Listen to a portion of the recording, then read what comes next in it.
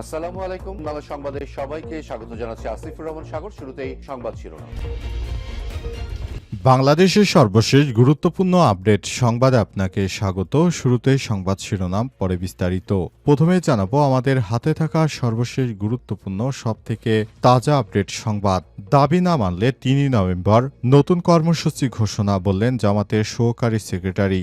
গণভোট আরপিও বাস্তবায়ন এবং লেভেল প্লেইং ফিল্ড নিশ্চিতের দাবিতে নির্বাচন কমিশন বরাবর স্মারকলিপি দিয়েছে বাংলাদেশ জামাত ইসলাম। সব দাবি বাস্তবায়ন না হলে ৩ নভেম্বর নতুন কর্মসূচি ঘোষণা দেওয়া হবে বলে হুঁশিয়ারি দিয়েছে জামাত ইসলাম। আজ আগারগাঁয়ে নির্বাচন কমিশন ভবনে স্মারকলিপি প্রদানের পর এসব কথা বলেছে বাংলাদেশ জামাত ইসলাম।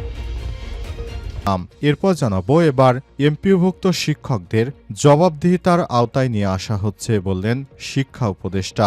যারা এমপিওভুক্ত শিক্ষক রয়েছেন, অর্থাৎ আমাদের হাই স্কুলে যেসব স্যার রয়েছেন, তাদেরকে জবাবদিহিতার আওতায় নিয়ে আসা হবে। তারা একটানা অনেক দিন ধরে আন্দোলন করে তাদের বাড়ি ভাড়া বাড়িয়ে নিয়েছে, কিন্তু পড়াশোনা শেখানোর ক্ষেত্রে এই শিক্ষকদের ভূমিকা অত্যন্ত দুর্বল। তাই এদেরকে জবাবদিহিতার ভেতরে আনার সিদ্ধান্ত নিয়েছে সরকার।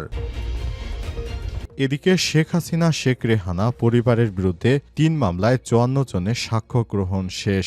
ক্ষমতাচ্যুত সাবেক প্রধানমন্ত্রী শেখ হাসিনা এবং তার বোন শেখ রেহানা সহ ৫৩ জনের বিরুদ্ধে ক্ষমতার অপব্যবহার করে রাজধানীর পূর্বাঞ্চলে নতুন শহর প্রকল্পে ৩০ কাঠা সরকারি প্লট বরাদ্দ নেওয়ার অভিযোগে দুদকের করা ৩ মামলায় ৫৪ জনের সাক্ষী গ্রহণ সমাপ্ত হয়েছে।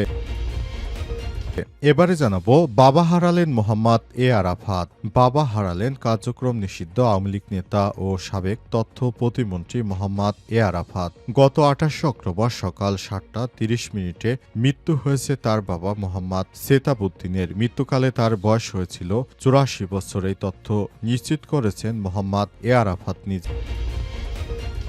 এবং সর্বশেষ জানাবো কৃষকের জন্য সারের দাম নির্ধারিত, আমদানি মূল্য বাড়লেও ভর্তুকি দেবে সরকার। কৃষকদের সুখবর দিয়েছেন কৃষি উপদেষ্টা লেফটেন্যান্ট জেনারেল জাহাঙ্গীর আলম চৌধুরী। তিনি বলেছেন, কৃষকদের জন্য আমরা ভর্তুকি দিচ্ছি। এখন থেকে সারের দাম বাড়লেও কৃষকদের যেন কষ্ট না হয় সে ব্যাপারে আমরা কাজ করছি বলে জানান তিনি। তিনি বলেছেন, আমরা কৃষকদের সার আমদানিতে ভর্তুকি দেওয়ার ব্যবস্থা করছি, যাতে করে বাজারে সারের দাম বৃদ্ধি না পায়। প্রিয় দর্শক, এতক্ষণ শুনছিলেন সংবাদ শিরোনাম, এবারে বিস্তারিত। তবে তার আগে বন্ধুরা, অনুরোধ থাকবে এই সংবাদটিতে একটি লাইক দিন। এই চ্যানেলে আপনি নতুন হয়ে থাকলে আমাদের সংবাদটি দেখতে দেখতে চ্যানেলটি সাবস্ক্রাইব করে রাখুন। কমেন্ট করে বন্ধুরা আপনার মূল্যবান মতামত জানিয়ে দিন আপনি বিশ্বের কোন দেশ থেকে বা বাংলাদেশের কোন স্থান থেকে আমাদের সংবাদটি দেখছেন এবং শুনছেন। আর বন্ধুরা, সংবাদটি আপনার সোশ্যাল মিডিয়া ফেসবুকে শেয়ার করে বন্ধুদেরও দেখার সুযোগ করে দিন। গাজা যুদ্ধে আপনি যদি নিরীহ ফিলিস্তিনিদের ভালোবেসে থাকেন, কমেন্টে ইয়েস লিখে বিশ্ববাসীকে জানিয়ে দিন। এবারে বিস্তারিত। দাবি না মানলে ৩ নভেম্বর নতুন কর্মসূচি ঘোষণা, বললেন জামাতের সহকারী সেক্রেটারি। গণভোট আরপিও বাস্তবায়ন ও লেভেল প্লেইং ফিল্ড নিশ্চিতের দাবিতে নির্বাচন কমিশন বরাবর স্মারকলিপি দিয়েছে বাংলাদেশ জামাত ইসলামী। এসব দাবি বাস্তবায়ন না হলে ৩ নভেম্বর নতুন কর্মসূচি ঘোষণা দেওয়া হবে বলে হুঁশিয়ারি দেওয়া হয়েছে। দুপুরে আগারগাঁওয়ে নির্বাচন কমিশনে স্মারকলিপি প্রদান পূর্ব সমাবেশে সব কথা বলেছেন জামাতের সহকারী সেক্রেটারি জেনারেল মাওলানা আব্দুল হালিম। তিনি বলেছেন, স্মারকলিপির মাধ্যমে ইসিকে বার্তা দিতে চাই, নভেম্বরে গণভোট চায় দেশের মানুষ। ডক্টর ইউনূসের উদ্দেশ্যে তিনি বলেছেন যে প্রেক্ষাপটে জেলে না গিয়ে প্রধান উপদেষ্টা হয়েছেন, সেই গণ অভ্যুত্থানের আইনি ভিত্তির জন্য গণভোট দেওয়ার দাবি জানানো হয়েছে। আব্দুল হালিম অভিযোগ করেছেন, ঐক্যমত্যের ভিত্তিতে দেশ যখন এগিয়ে যাচ্ছে তখন নোট অব ডিসেন্ট দিয়ে দেশকে পিছিয়ে দিতে চায় বিএনপি। তাদের আরপিও পরিবর্তনের চেষ্টা ষড়যন্ত্রের অংশ বলে জামাত ইসলাম মনে করে। তিনি অভিযোগ করেন, যারা নারী অধিকার নিয়ে বারবার কথা বলে তারাই নারীদের উপর হামলা করেছে। আমাদের নারী নেতৃত্বের উপর এই বিএনপির সন্ত্রাসীরা হামলা করেছে। ইসলামের দাওয়াত ও কোরআন মাহফিল লাঞ্ছিত করা হচ্ছে।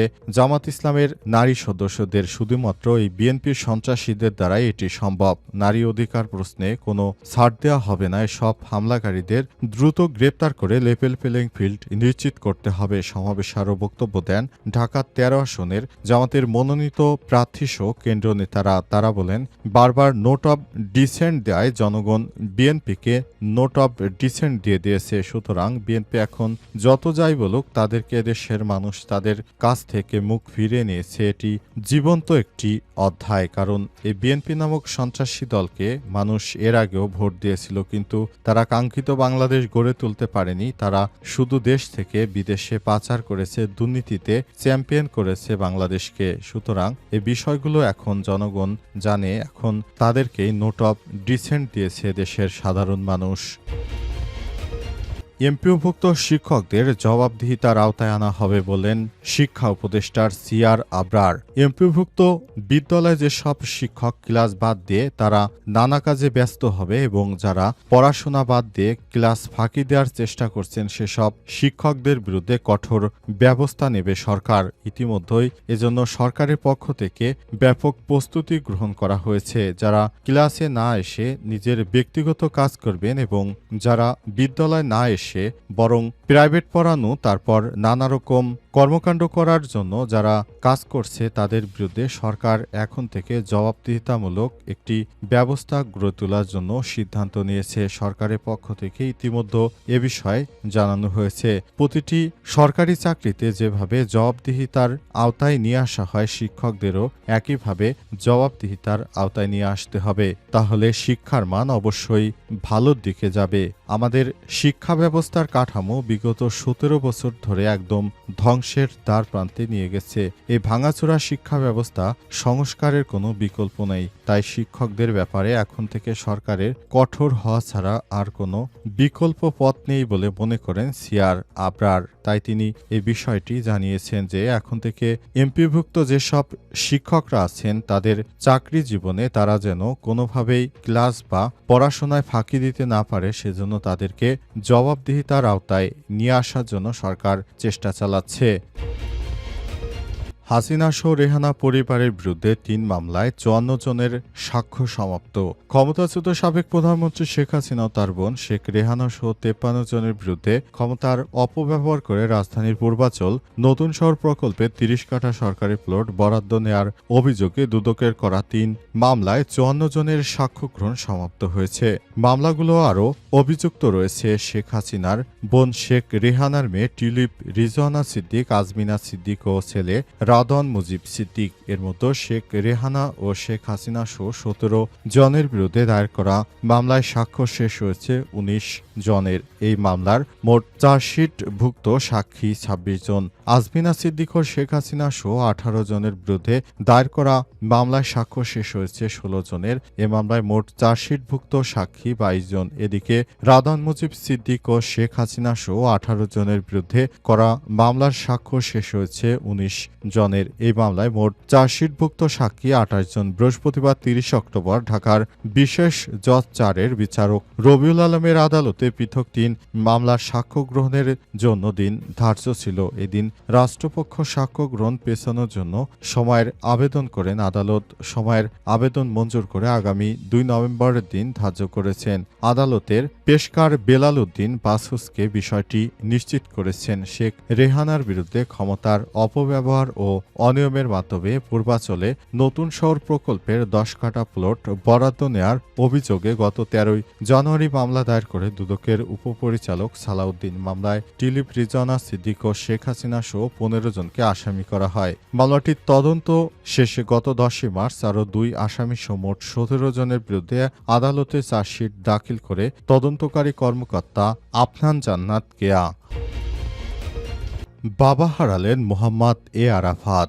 বাবা হারালেন কার্যক্রম নিষিদ্ধ আওয়ামী লীগ নেতা ও সাবেক তথ্য প্রতিমন্ত্রী মোহাম্মদ এ আরাফাত। গত 28 অক্টোবর সকাল 7:30 মৃত্যু হয়েছে তার বাবা মোহাম্মদ সেতাবউদ্দিনের। মৃত্যুকালে তার বয়স ছিল মাত্র 84 বছর।